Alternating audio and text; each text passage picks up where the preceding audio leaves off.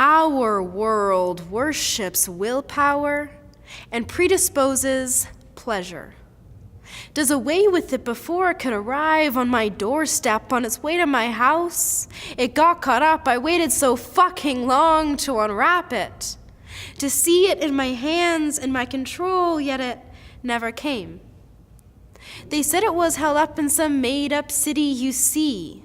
Many of us are members of a club we never wanted to be a part of, woman-touched, prejudged in a manner beyond words. I was at a family reunion. He held me on his knee in a lake family couldn't see. Kids were throwing rocks at us. I was their age, he wasn't. When he touched me, he said, "Does that feel good?" And I knew none of his words were in the right place. They shouldn't have been shot at me at the shame. So found a way to settle in. I thought he was going to kiss me. It's funny, I tend to tell the story before making love to someone the first time, not sure why. Probably scares the guy, but he always wants to know. Always wants to sit with me in this or oh, the younger me that didn't deserve to be touched out of greed. And there's another piece of the puzzle. Another stop in Shameville that my pleasure got caught up in. A good old infatuation, aren't they fun? Those nights alone when you know no one will ever love you because he doesn't. Yet what you don't know is you don't love him either. You don't know him. His identity matches mine, must be love.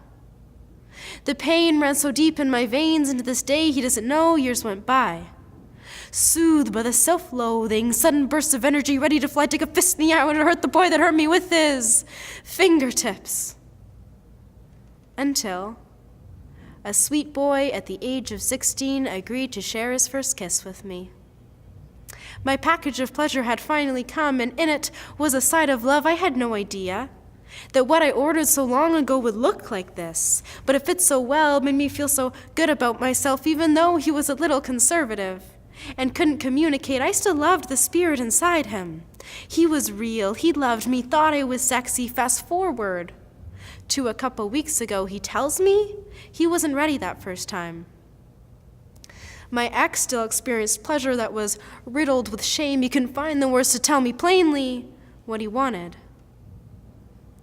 The boys I know now know how to communicate and give consent. Our pleasure has a chance to vibe together, and on the nights when I can't sleep and need to masturbate, I do so without shame, without regret, without the words I used to call myself: ugly, unworthy, untouchable. It's taken me a while to come to understand this package I've received, the story of how it got here. The hands of the men that held it before I did can be summed up in 2 words: me too.